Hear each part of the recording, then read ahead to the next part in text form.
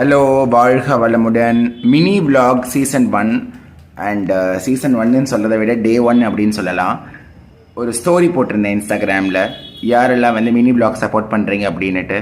அதுக்கு 90% of the oats வந்து mini vlogக்காக போட்டிருந்தீங்க.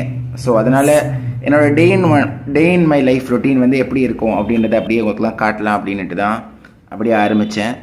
சும்மா ஒரு மார்னிங் ஒரு ஃபேஸ் பேக் மாதிரி நானே ரெடி பண்ணி வச்சுருக்கேன்.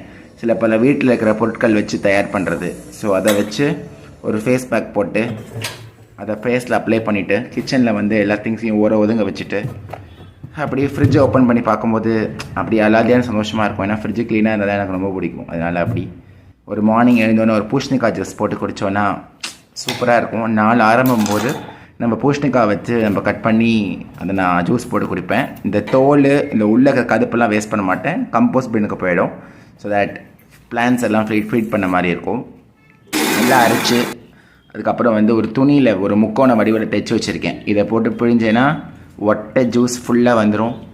இதை மார்னிங் எழுந்தோடனே நான் பல் தேய்ச்சதுக்கு அப்புறமா ஃபஸ்ட்டு இதை சாப்பிட்ருவேன். இதுலேருந்து ஒரு 1 ஹவருக்கு ஒன்றும் சாப்பிட மாட்டேன். அதுக்கப்புறம் ஏதாவது ஒரு ஃப்ரூட் ஆஃப் த டேன்ற மாதிரி ஃப்ரூட்ஸ் அந்த மாதிரி எடுப்பேன். ஸோ இந்த மாதிரி குடிச்சிட்டு நல்லா என்ஜாய் பண்ணும்போது எவ்வளோ சூப்பராக இருக்கும் தெரியுமா? இந்த ஃபேஸ் மாஸ்க்கு அந்த ஃபேஸ் பேக் எப்போ கழட்டுவீங்கன்னு கேட்டிங்கன்னா, எல்லா வேலையும் முடிச்சுட்டு குளிக்கும் போது கழட்டிடுவேன். அது வரைக்கும் மூஞ்சிலே இருக்கும். ஸோ எனக்கு அது ரொம்ப ரெஃப்ரெஷிங்காக இருக்கும். அப்படியே எல்லா வேலையும் நடந்த மாதிரியே இருக்கும். அப்படி கிச்சன் ஃபுல்லாக எல்லா வேலையும் காலையில் க்ளீன் பண்ணிட்டோம் அப்படின்னா லஞ்சுக்கு ப்ரிப்பேர் பண்ணும்போது கஷ்டம் இல்லாமல் சூப்பராக இருக்கும். இதான் மினி vlog டே 1 சீரீஸ். இன்னொரு வீடியோவில் சந்திப்போம். பாய்.